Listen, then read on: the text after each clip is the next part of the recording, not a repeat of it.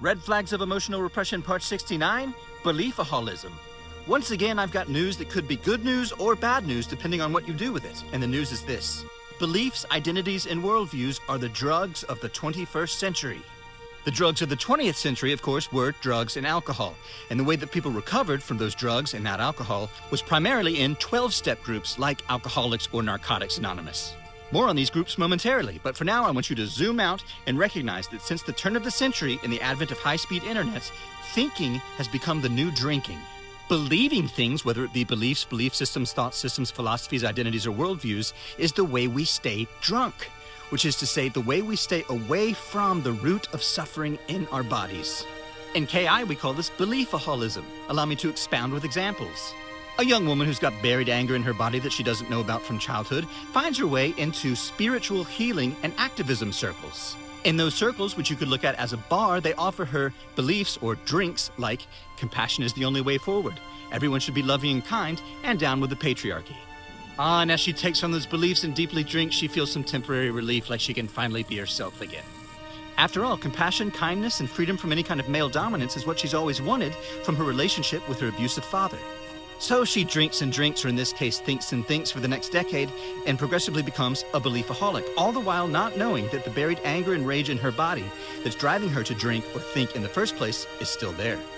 Now, what about dudes? Let's say there's a young man who's got buried grief and hurt in his body that he doesn't know about from his non-relationship with his neglectful mother. Online, he finds his way into circles of what's called the manosphere.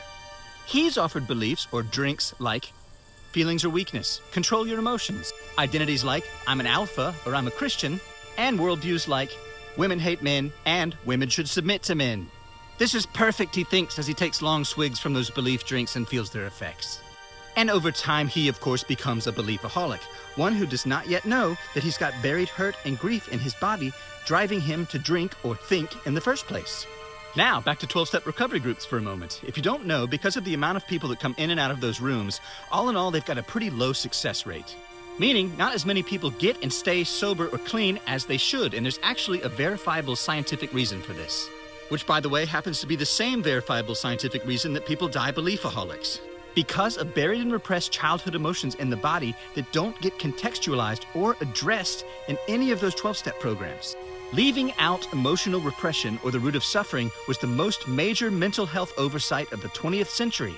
However, we are now 25 years into the 21st century where beliefs, identities, and worldviews are the #1 drug, and we are not leaving it out anymore. In the Killaby inquiries, which we sometimes cheekily refer to as Beliefaholics Anonymous, we use these beliefs, identities, and worldviews to resolve our emotional repression and suffering.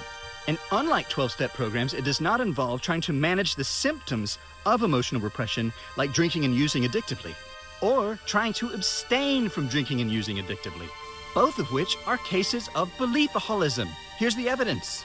I have to believe I'm an addict and drink and use to get love and stay safe. I have to believe I'm a recovering addict and stop drinking and using in order to get love and stay safe. If you're believing either of those things, or if you're patriarchy girl or manosphere boy, guess what? You're wasted. That is your beliefaholism, and you're in it for one reason and one reason only: buried and repressed emotions. So, if you'd like to start resolving your emotional repression and getting off the drugs of the 21st century, tap a link.